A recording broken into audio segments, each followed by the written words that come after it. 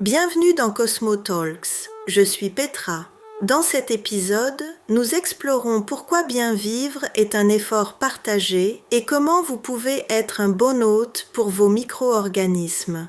Car ensemble, vous formez un écosystème fascinant. Et quand l'interaction est juste, quand le crosstalk fonctionne de manière optimale, vous vous épanouissez. Et si la santé n'avait jamais été quelque chose que vous pouviez atteindre seul?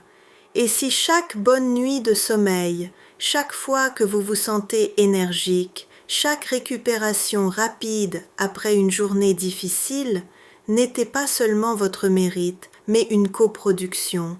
Vos micro-organismes travaillent jour et nuit pour vous. Ils produisent des vitamines, entraînent votre système immunitaire, influencent votre humeur. Mais ils ne peuvent faire leur travail que si vous créez les conditions. Aujourd'hui, nous concluons cette série avec la question qui rassemble tout. Comment devenez-vous un bon hôte pour vos billions d'invités? Vous n'êtes pas un spectateur passif de votre propre biologie, mais vous n'en êtes pas non plus le dictateur. Vous êtes un participant dans une collaboration, une relation. Et les relations demandent autre chose que le contrôle. Elles demandent de l'accordage, de l'attention et du respect mutuel. Vous ne pouvez pas forcer votre microbiome à être sain, mais vous pouvez créer les conditions dans lesquelles il s'épanouit. De quoi votre microbiome a-t-il besoin pour faire son travail? Premièrement, la diversité alimentaire. Vos bactéries intestinales prospèrent avec les fibres, les polyphénols et les substances fermentables des aliments végétaux. Chaque souche bactérienne a ses propres préférences. Plus vous mangez diversifié, plus votre microbiome est diversifié. Et la diversité, c'est la résilience. Deuxièmement, le rythme. Votre microbiome a une horloge circadienne. Il fonctionne différemment le jour et la nuit. Manger irrégulièrement, des heures de sommeil variables, un décalage horaire chronique, cela perturbe non seulement vous, mais aussi vos micro-organismes. Troisièmement, du repos du stress. Le stress chronique change la composition de votre microbiome.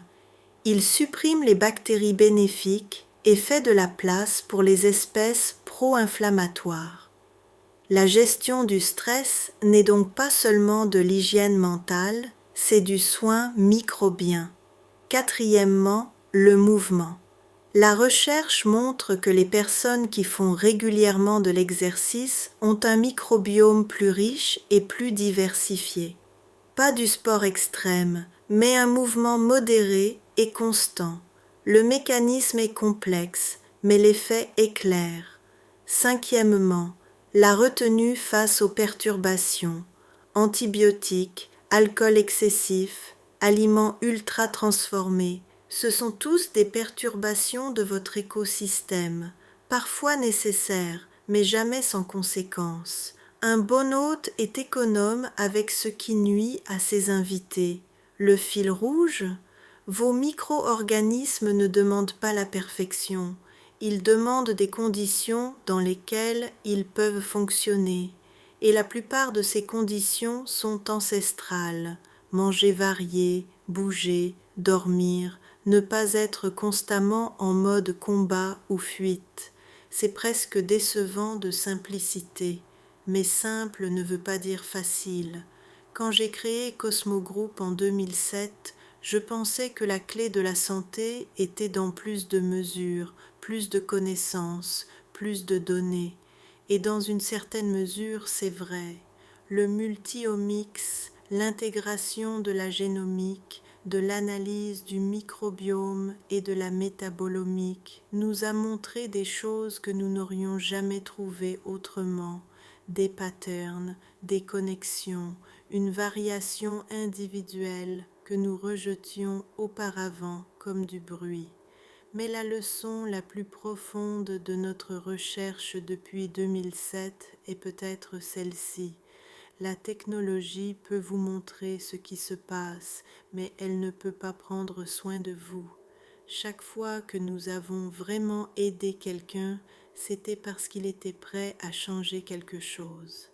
Parfois petit, un ajustement alimentaire, une habitude de sommeil différente, un choix conscient d'aborder le stress différemment. Les plus beaux messages que nous recevons ne parlent jamais de données.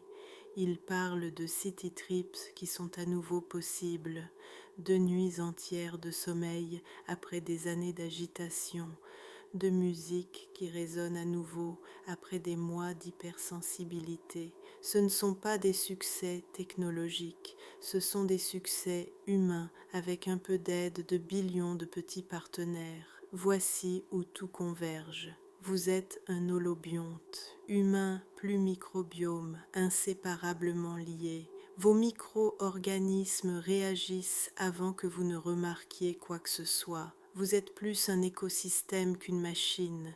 Il codétermine chaque résultat. Et bien vivre, ce n'est pas un projet solo.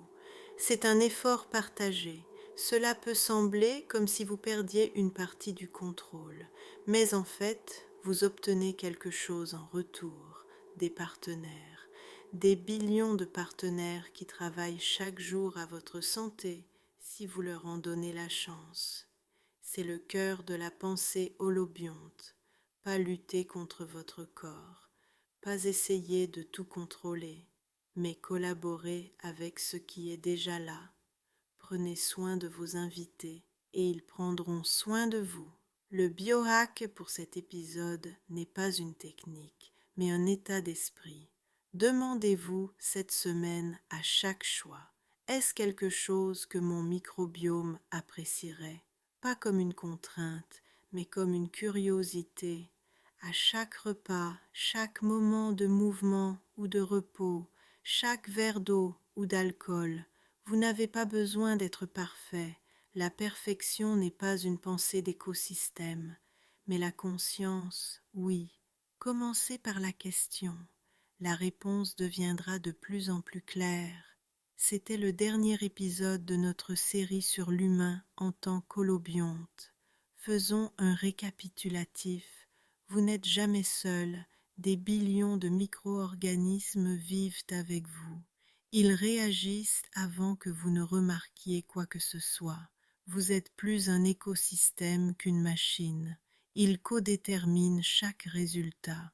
Et bien vivre est un effort partagé. Souvenez-vous, vous n'êtes pas une machine qui peut tomber en panne. Vous êtes un écosystème qui réagit. Et c'est une bonne nouvelle, car chaque moment est une nouvelle chance de s'épanouir. Par une santé proactive, par un crosstalk optimal, en étant un bon hôte. Voulez-vous faire partie d'une communauté de personnes partageant les mêmes idées qui croient ensemble en l'épanouissement? Visitez cosmogroup.eu. La semaine prochaine, nous commençons une nouvelle série, Gut Feelings, comment vos intestins influencent vos émotions. Vous ne voulez pas manquer ça. À bientôt.